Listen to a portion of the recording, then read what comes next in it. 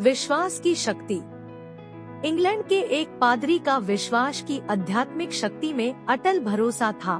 जो कोई भी उनके घर में एक बार आ जाता वो उनके आतिथ्य और सत्कार के प्रभाव से प्रभावित हुए बिना नहीं रह सकता था।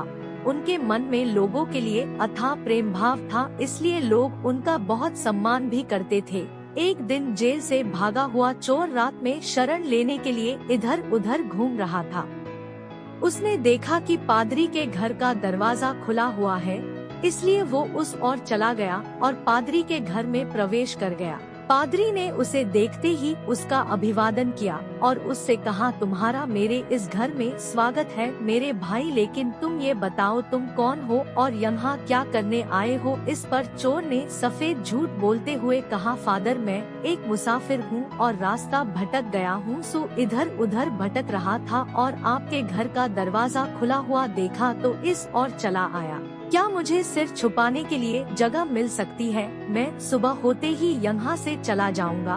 पादरी ने उससे कहा, हाँ क्यों नहीं, तुम यहाँ आराम से रह सकते हो और मुझे लगता है तुम बहुत थक गए हो, इसलिए तुम जाकर आराम से हाथ मुँह धो लो, मैं तुम्हारे सोने और खाने का प्रबंध करता हूँ। इस पर चोर पादरी का आभार व्यक्त करते हुए स्नानघर की ओर बढ़ गया और इतने में पादरी ने उसके खाने और सोने की व्यवस्था कर दी। पादरी ने उसका बहुत अच्छे से आतिथ्य सत्कार किया और उसे अच्छा भोजन करवाकर उसके सोने की व्यवस्था कर दी। रात को सभी के सो जाने के बाद चोर के मन में चोरी की इच्छा जागृत हुई और उसने पादरी के घर से सोने के 2 दीपदान चुराकर वहां से निकल भागा।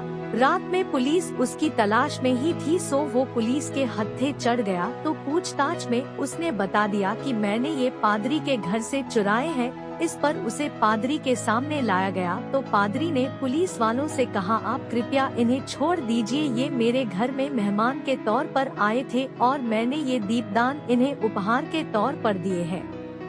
इतने में चोर के ज्ञानचक्षु खुल गए और उसे अपनी भूल का एहसास होने लगा। पादरी की उदारता देखते हुए चोर के मन में पश्चाताप होने लगा और उसने माफी मांगकर कभी फिर से चोरी नहीं करने का वचन दिया।